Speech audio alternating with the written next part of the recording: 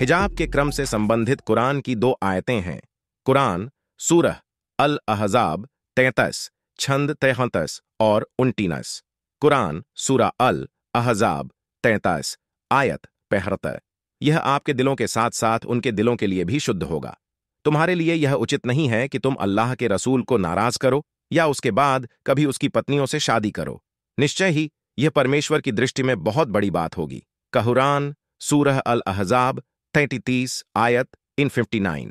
इसे समझने के लिए हमें छंदों के पीछे की घटनाओं को देखने की जरूरत है। हदीस सहीह बुखारी खंड 1 पुस्तक 4 संख्या 148 कुरान सूरह अल अहज़ाब छंद 29 के रहस्योद्घाटन के पीछे की घटना की व्याख्या करता है।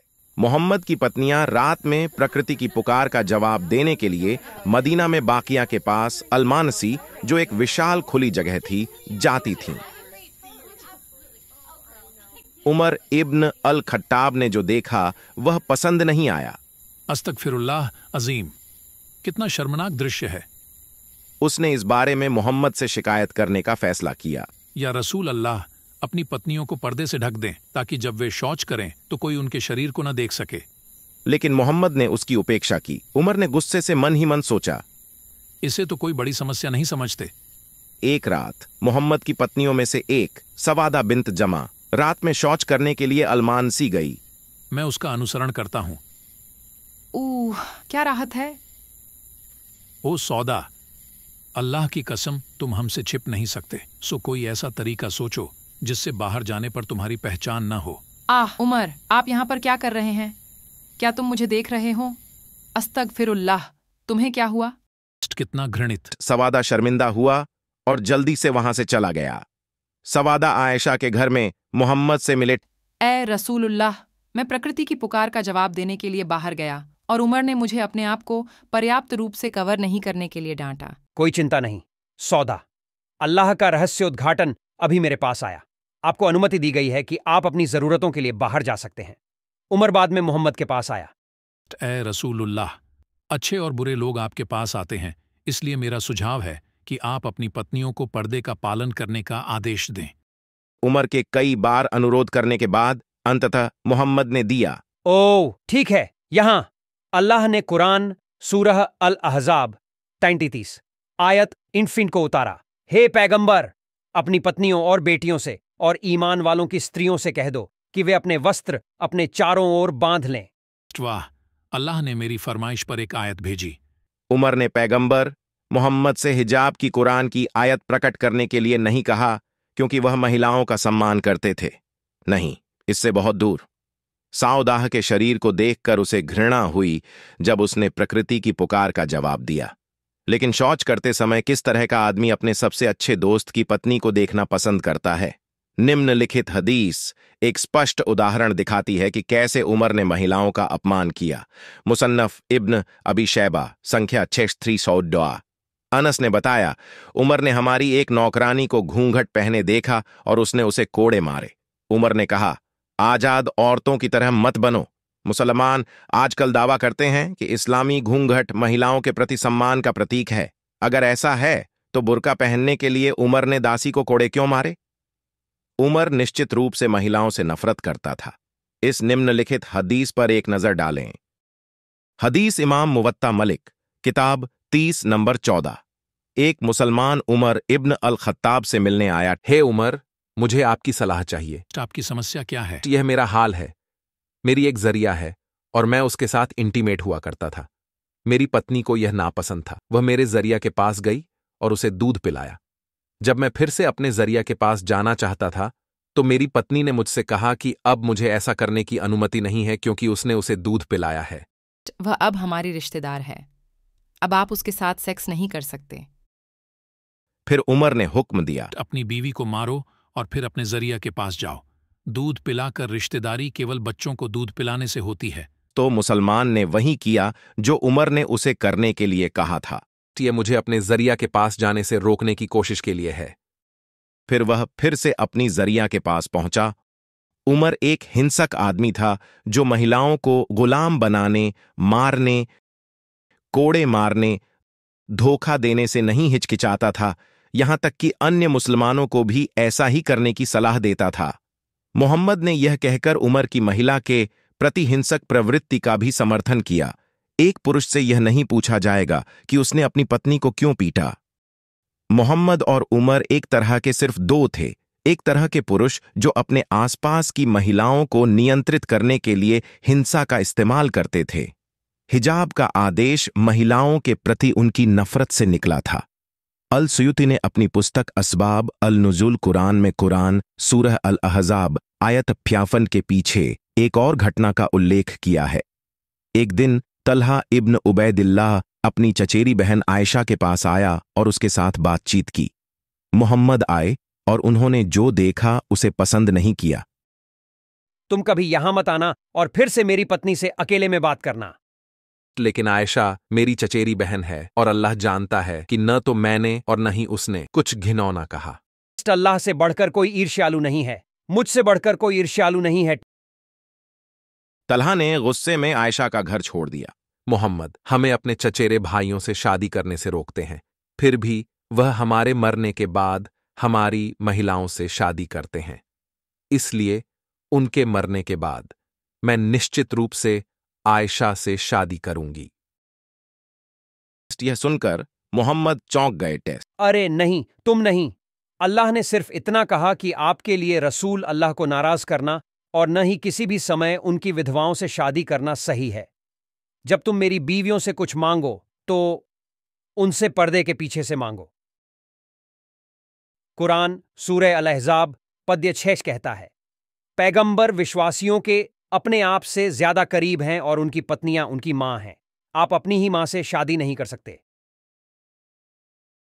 तब से मोहम्मद पत्नियों को हमेशा हिजाब या नकाब पहनना पड़ता था जब भी वे किसी ऐसे पुरुष से मिलते थे जो उनके रिश्तेदार या पति नहीं थे। तफसीर कुरान तबरी और इब्न कथिर सूरह अल अहज़ाब आयत 59 हिजाब आदेश के पीछे एक और कहानी का उल्लेख करते हैं। मदीना में पैगंबर की पत्नियों को कभी कभी प्रकृति की पुकार का जवाब देने के लिए रात में बाहर जाना पड़ता था। उनके घरों में कोई टॉयलेट नहीं था, इसलिए वे शौच या पेशाब करने के लिए औलमानसी नामक एक खुले मैदान में जाते थे। औलमानसी जाने के रास्ते में कुछ युवक उन्हें परेशान करते और छेड़ते। जब उन्होंने पैगंबर को उस उत्पीड़न की सूचना दी तो उन्होंने उपद्रवी युवकों के प्रति कुछ नहीं किया। इसके बजाय उसने अपनी पत्नियों को हिजाब पहनने का आदेश दिया, जो आंखों सहित उनके शरीर के सभी हिस्सों को ढकता था। अल्लाह ने अभी तुम सबके लिए एक हुक्म भेजा है। कुरान सूरह अल अहज़ाब आयत 59। ए नबी, अपनी पत्नियों, बेटियों और ईमान वाली स्त्रियों से कहो कि वे अपने शरीरों पर अपना लबादा खींच लें। इस तरह यह अधिक संभावना है कि उन्हें गुणी के रूप में पहचाना जाएगा और परेशान नहीं किया जाएगा। अल्लाह बड़ा क्षमाशील, अत्यंत दयावान है।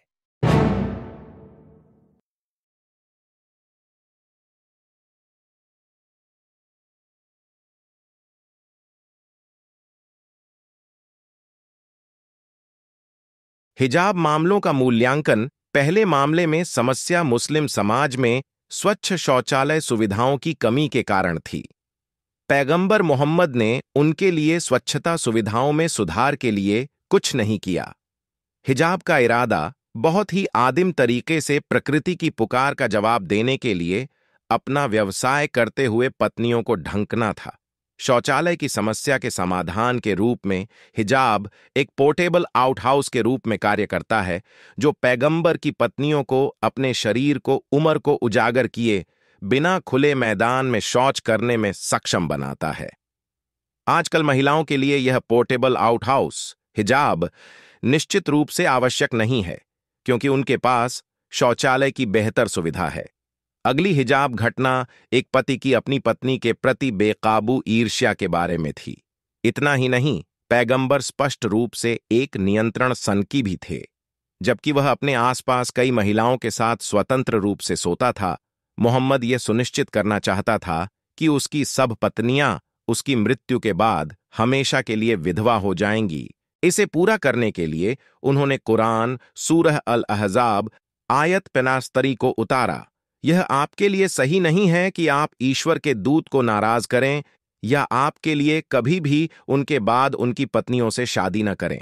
समस्या का स्रोत पैगंबर मोहम्मद के मानसिक स्वास्थ्य में है। फिर भी उन्होंने अपनी पत्नियों को हिजाब पहनकर सजा दी, जो एक पोर्टेबल जेल के रूप में कार्य करती है। यहां तक कि उन्होंने उन्हें कुरान सूरह अल अहज़ाब आयत 33 में घर पर रहने के लिए भी कहा। क्या हिजाब पहनने से पति की मानसिक समस्याएं ठीक हो सकती हैं? आखिरी मामला पैगंबर की खूबसूरत पत्नियों को परेशान करने वाले उपद्रवी युवकों का था। उनके पास मदीना में इन युवकों को नियंत्रित करने, उन्हें व्यवहार करने का आदेश देने की सारी शक्ति थी, लेकिन उन्होंने ऐसा नहीं किया। इसके बजाय उसने अपनी पत्नियों पर सारा दोष डाल दिया और उन्हें हिजाब पहनने के लिए मजबूर किया, जो उनके शरीर के सभी हिस्सों को कवर करता है, यहां तक कि आंखें भी। इस प्रकार का आवरण निश्चित रूप से उनकी दृष्टि और गतिशीलता को सीमित कर देगा। मेरा सवाल यह है कि क्या केवल घूंघट या हिजाब महिलाओं को बीमार मानसिकता वाले पुरुषों के हाथों से बचा सकता है? जवाब जोरदार है, नहीं। इसके विपरीत, पुरुषों के हृदय की जिम्मेदारी और इच्छा स्त्री की पवित्रता की रक्षा करने की होनी चाहिए। यदि पुरुषों को शिक्षित किया जाए और महिलाओं का सम्मान करना सिखाया जाए, तो महिलाएं अधिक सुरक्षित हैं। ऐसे माहौल में ही महिलाएं आगे बढ़ सकती हैं। उदाहरण के लिए, मोहम्मद की पहली पत्नी खदीजा। क्या खदीजा अपने व्यापार और परिवहन कंपनी के मालिक के रूप में उत्पादक रूप से काम कर पाएगी यदि उसे मोहम्मद द्वारा मदीना में महिलाओं पर लगाए गए इतने प्रतिबंधों का सामना करना पड़ा? अपने व्यवसाय को चलाने में सक्षम होने के लिए खदीजा को अपने कर्मचारियों, ऊंट सवारों, जो कि उनके कार्यालय में ज्यादातर पुरुष थे, के साथ आमने सामने व्यवहार करना पड़ा। इस्लाम के तहत उसे उनके साथ अकेले रहने की अनुमति नहीं थी। इस तरह की सीमाएं उसके व्यवसाय के संचालन की क्षमता को गंभीर रूप से प्रतिबंधित कर देंगी। शरिया के तहत खदीजा को करियर बनाने के लिए अपने पति या परिवार के पुरुष सदस्य से अनुमति लेनी होगी। यह हंसने योग्य है, क्योंकि खदीजा वह थी जिसने मोहम्मद को उनकी शादी के 25 वर्षों के दौरान प्रदान किया था। उन्होंने मक्का में बहिष्कार के समय मुसलमानों का समर्थन किया। वह ऐसा नहीं कर सकती थी अगर उसे घर पर ही रहना पड़े, जैसे कि कुरान सूरह अल अहज़ाब आयत 33 में आदेश। वह संपन्न हुई और मक्का में उसका सम्मान किया गया, क्योंकि बुत परस्त मक्का समुदाय ने उसकी स्वतंत्रता और आगे बढ़ने के अधिकारों को बरकरार रखा। वह क्या चाहती थी? मोहम्मद ने इन सभी को नजरअंदाज कर दिया और कुरान सूरह अल अहज़ाब आयत 35 और 29 जैसे गलत आदेशों के साथ महिलाओं की स्वतंत्रता को रद्द करने का फैसला किया। इस वजह से इस्लामी देशों में लाखों महिलाओं के पास पसंद की स्वतंत्रता नहीं है। उनके लिए हिजाब एक मजबूर कानूनी आवश्यकता है। जो महिलाएं हिजाब नहीं पहनना पसंद करती हैं, उन्हें घातक परिणाम भुगतने पड़ सकते हैं। उनके चेहरों पर उस तरह से वार किए जा सकते थे, उनके चेहरों पर तेजाब फेंका जा सकता था, या उन्हें तब तक मारा और कैद किया जा सकता था जब तक कि इस्लामी शासन अनिवार्य पर्दा लागू करने और अपना शासन स्थापित करने में सक्षम नहीं हो जाता। अतीत में मोहम्मद पागल हो गए थे, इसलिए उन्होंने स्त्रियों का दमन किया। उसके समय के बाद मुस्लिम नेता मोहम्मद के पागलपन का चरम सीमा तक पालन करते हैं, इस्लाम के नाम पर महिलाओं की हत्या करने की हद तक, जैसा कि हाल ही में महसा अमीनी की हत्या में हुआ है।